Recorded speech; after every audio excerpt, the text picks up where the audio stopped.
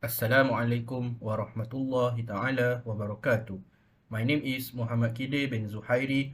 My metric number is 2022711.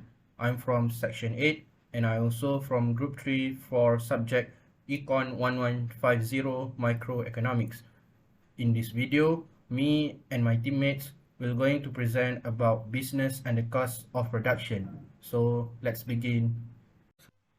Okay, so before we getting know more about this topic, let's begin with what is economic cost. As you can see in this slide, economic cost means the gains and losses of one course of action against another. It does this in terms of time, money, as well as resources. This term also includes determining the gain and losses that might have occurred by taking another course. So we can say that the economic cost is a decision that a firm makes depends on the cost of the alternative chosen and the benefit that the best alternative would have provided if chosen. Economic cost also is the sum of all the variable and fixed costs, also called accounting costs, plus opportunity costs.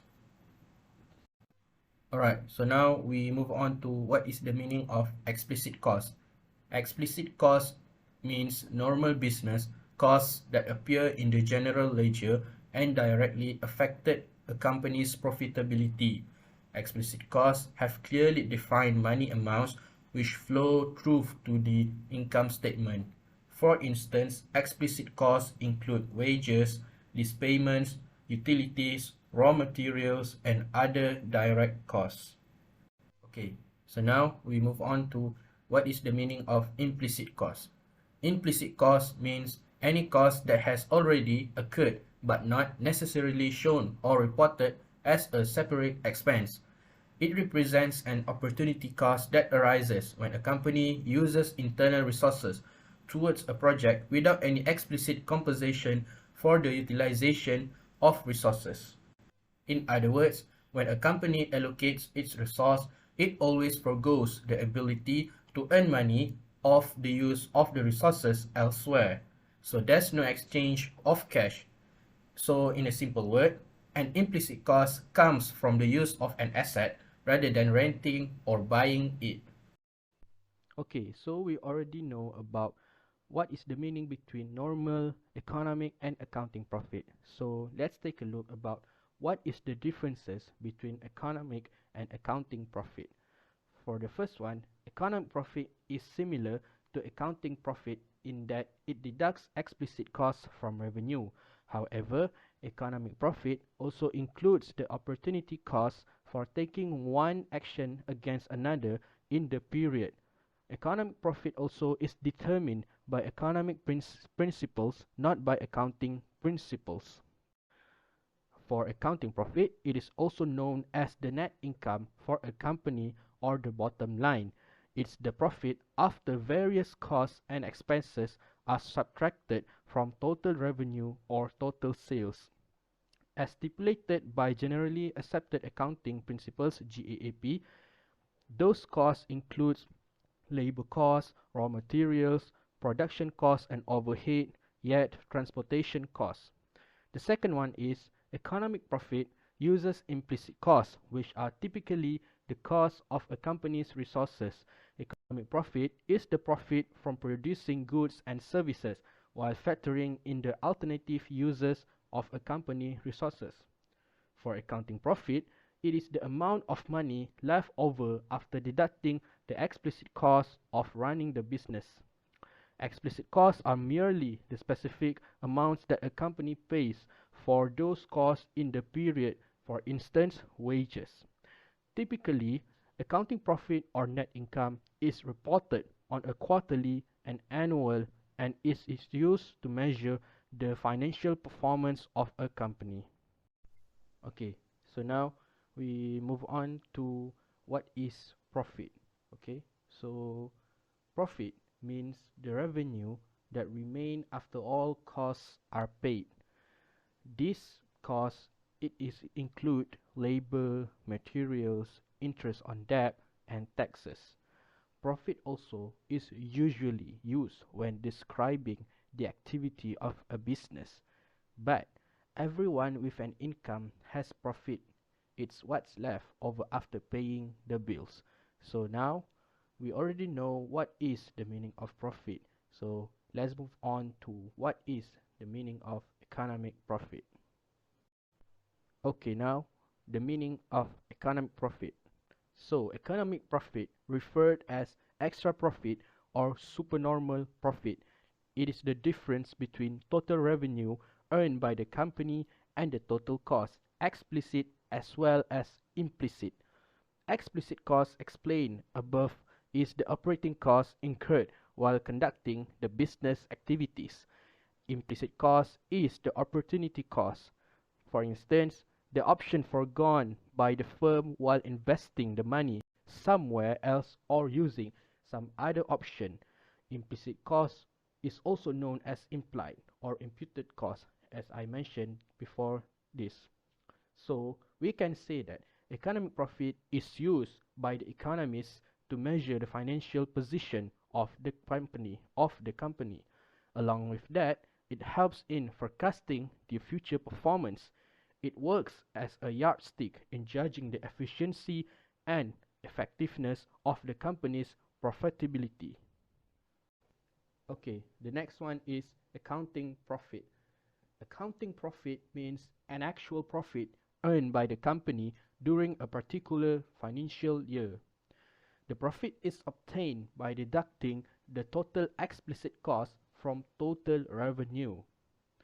Explicit cost also means the directly ascertainable cost spent on accounting of running a business, for instance, rent on land and building, the wages of labor, salary for employees, interest on capital invested, and many more.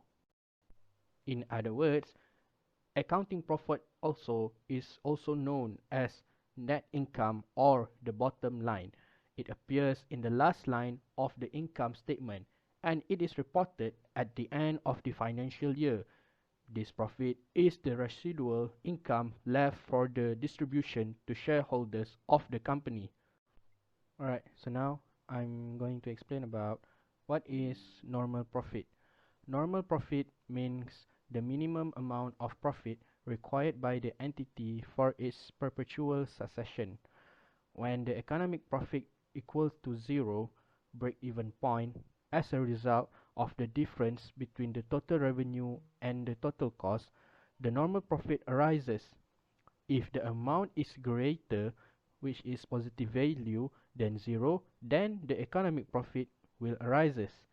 On the contrary, if the amount is lesser, which is negative value, than zero, then this is a state of economic loss. Normal profit also is equals to the implicit cost, which is opportunity cost of the company. When the firm earns a normal profit, it means that it is earning enough. So let's say that having sufficient money to pay off expenses to keep the business going. So that is one of the example. And another example is it is just a measure to use to judge the longevity of the company.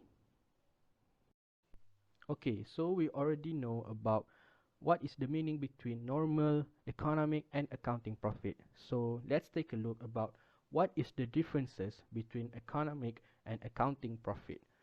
For the first one, economic profit is similar to accounting profit in that it deducts explicit costs from revenue. However, economic profit also includes the opportunity cost for taking one action against another in the period. Economic profit also is determined by economic principles, not by accounting principles. For accounting profit, it is also known as the net income for a company or the bottom line. It's the profit after various costs and expenses are subtracted from total revenue or total sales. As stipulated by generally accepted accounting principles GAAP, those costs include labor costs, raw materials, production costs and overhead, yet transportation costs. The second one is economic profit uses implicit costs, which are typically the cost of a company's resources. Economic profit is the profit from producing goods and services while factoring in the alternative uses of a company resources. For accounting profit, it is the amount of money left over after deducting the explicit cost of running the business. Explicit costs are merely the specific amounts that a company pays for those costs in the period, for instance, wages.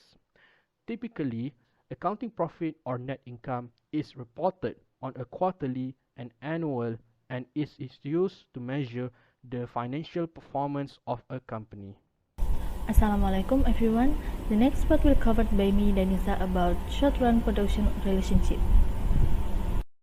Short-run is a period too short for a firm to change its plant capacity. This period lasts for 1 until 3 months.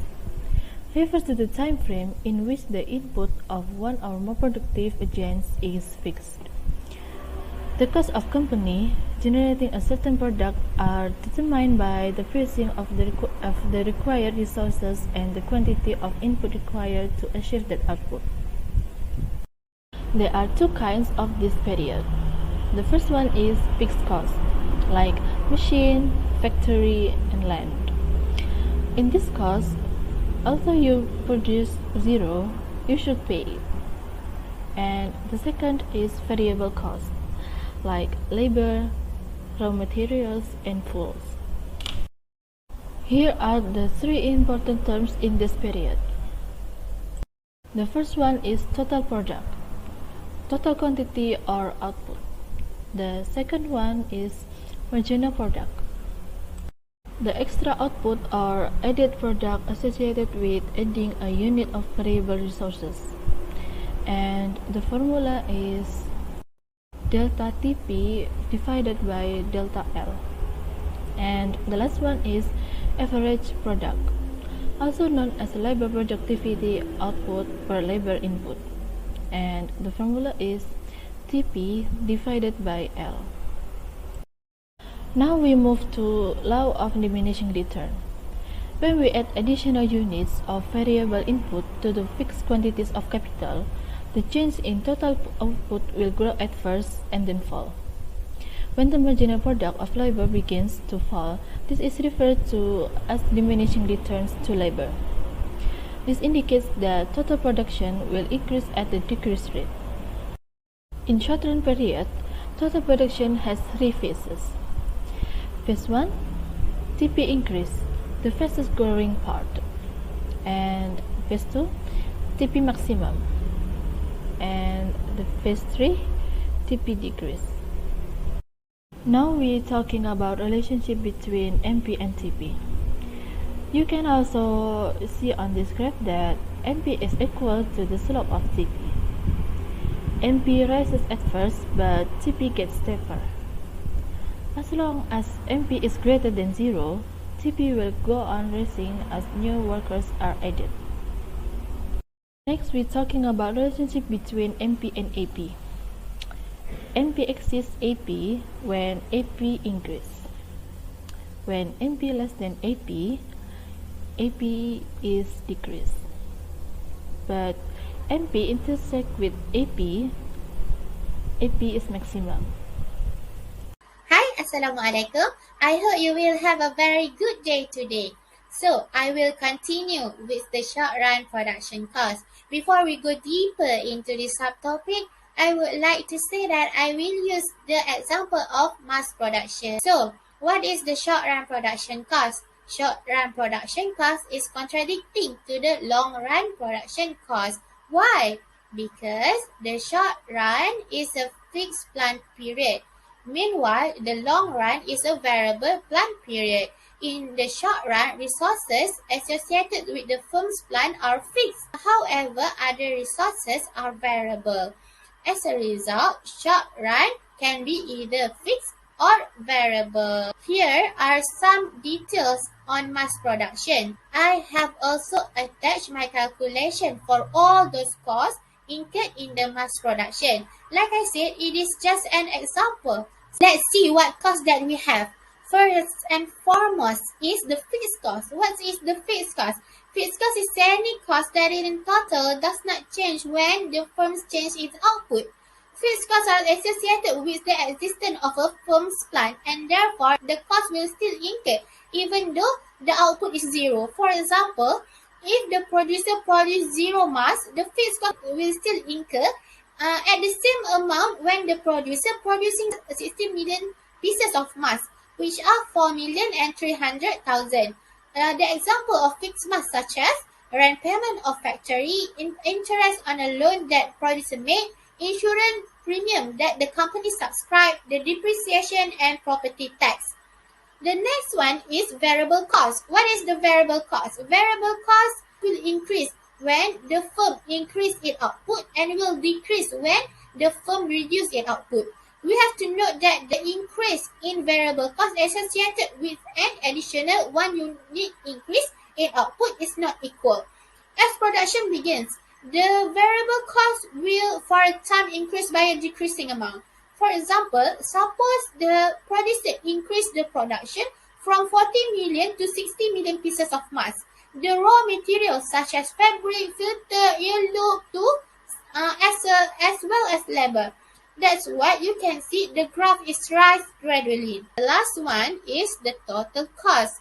Easy for us to understand that the total cost is the summation of the total fixed cost and total variable cost. How to find the total cost? We can find the total cost by plus total fixed cost and total variable cost. What does the average or per unit cost? It is an average cost data that are more meaningful for making comparison with the product price, which is always stated on a per unit basis. This means we can see the average cost incurred at each level of production. So, for the average fixed cost, we can get it from the dividing total fixed cost by the quantity of the mass produced at each level of mass production. From what we observe here, the average fixed cost falls as the output increase. Why? Because the fixed cost is constant, right? And it is being spread over a larger number of units of output. Then, for the average variable cost, we use the same method as to find the average fixed cost, which is the total variable cost divided by the quantity of product produced. Average variable cost decline initially, reach a minimum, and then increase again due to the increasing and diminishing return. Average variable cost graph mostly U-shaped or saucer-shaped curve. Next one is the average total cost. There are two methods to calculate the average total cost. The first one, we use the same methods like just now, and the second one is the summation of average fixed cost and average variable cost. Other than that, I would like to discuss about the marginal product and marginal cost.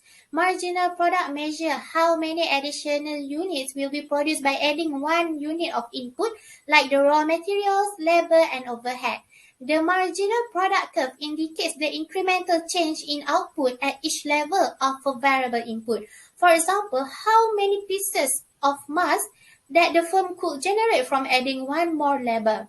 The marginal cost talk about the additional cost of producing 1 unit of output equal to the change in total cost divided by the change in output. And in the short run, to the change in total variable cost divided by the change in output. So now, how about the relationship between production cost and cost curve? Why do these two sets of curve measure different relationship? Because the product curve show the relationship between output and the quantity of factor. Therefore, have the factor quantity on the horizontal axis. Meanwhile, cost curve show the how cost vary with output and thus have output on the horizontal axis. Therefore, the product curve and the cost curve will get the mirror image. Meaning to say, the marginal cost and average variable cost curve are mirror image of a marginal product and average product curve. As you can see in the graph, when the marginal product increase, the marginal cost will decrease and vice versa. The last one is there are two factors that will affect the shift of cost curve. The first one is the change in resource price, and the second one is the advance in technology. Suppose the company have changed to the advanced technology, they could generate more output, meaning to say they could produce more pieces of mass by having high technology machines. That's all from me. Thank you. Assalamu alaikum, my name is Abdurrahman and I'll be explaining the long run production cost. So as we mentioned, in the short run, some factors of production are fixed, corresponding to each different level of fixed factors. In contrast, in the long run production cost, all factors of production are variable, and hence all costs are variable. So we have to know this, that all factors of production in the long run are variable, but in the short run we have a variable cost and fixed cost. So in the long run, industry and its individual firms can undertake all desired resources adjustment, and they can change the amount of all inputs used. The firm also can alter its plant capacity, so they can change their plant capacities in the long run, but in the short run they can't change it because they don't have it. It can't be changed in a short while. So the long run always allows sufficient time for new firms to enter or existing firms to leave an industry. As we've seen during the pandemic of COVID-19, so many firms has left the industry and so many firms has entered the industry. An example of that, the industry of medicine. So many firms has entered the industry of medicine, and so many firms has left the industry of fashion or clothing because no one is buying their products. So let's discuss our analysis of the average total cost of the long run, making no distinguish between fixed and variable cost, and therefore all costs are variable in the long run. You really have to pay attention to that. So moving forward, firm size and cost. Larger plants will reduce the average total cost, and constructing larger plants will lower the minimum average total cost. So at a point you can actually construct a larger plant than you had used before, and that will lower the average total cost. At some point, larger plants will mean higher minimum average total cost, and that actually occurs when the firm is producing a very large amount of output. Moving forward to the long run cost curve, the long run average total cost curve is found by varying the amount of all factors of production. However, because each short-run average total cost corresponding to different level of the fixed factors of production, the long-run average total cost can be constructed by taking the lower envelope of the short run. So as you can see in the video, at each low point of the short run, the long run will be constructed, the long run average total cost curve. So this is another example. As you can see, at the lowest point, the lowest cost of each short run, you can see the long run average total cost curve. So what is economists and diseconomists to scale? So a firm can usually increase its output at a rate that exceeds the rate at which it increases its factor inputs. When this situation occurs, the firm average total costs are falling, and firms is said to be experiencing economies of scale. So when the output is increasing but the cost is decreasing, then the firm is said to experience economies to scale. However, at higher levels of output, a firm may find that its output increases at the same rate at which it increases its factors inputs. In this case, the firm average total costs remain constant, and the firm is said to experience constant returns to scale. So as they increase their output, but the average total cost is same, it remains constant. But for this economies to scale, as even higher output levels, the firm's output will tend to increase at a rate that is below the rate at which it increases. As it increases its factor inputs. In this situation, average total costs are rising, and firm is said to experience this economies of scale. So as we know that this economies of scale occurs when the average total cost is actually rising, and the firm is producing a very large amount of output. But there is some factors that actually actually are reasons of this, which is the lack of communication. So managers can't actually communicate with all the laborers in the firm because they are producing a very high amount of output.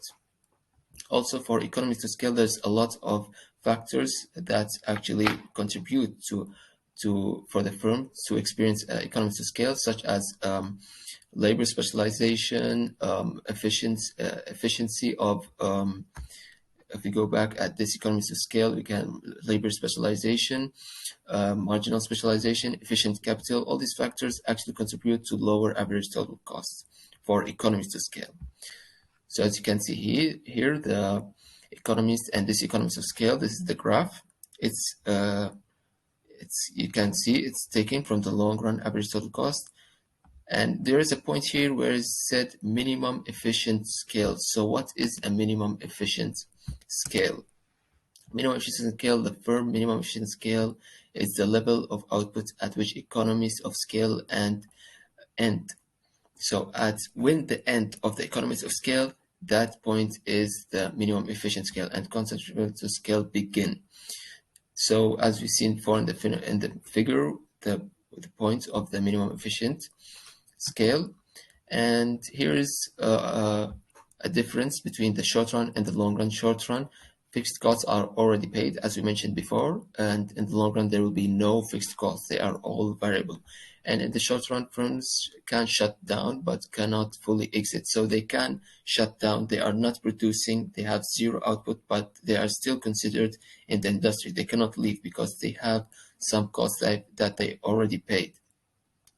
But in the long run, firm can enter and exit the market. So at the short run, number of firms in the market is fixed, but at the long run, firms will enter if the price is higher than the minimum average cost, and exit if the price is lower than the average total cost.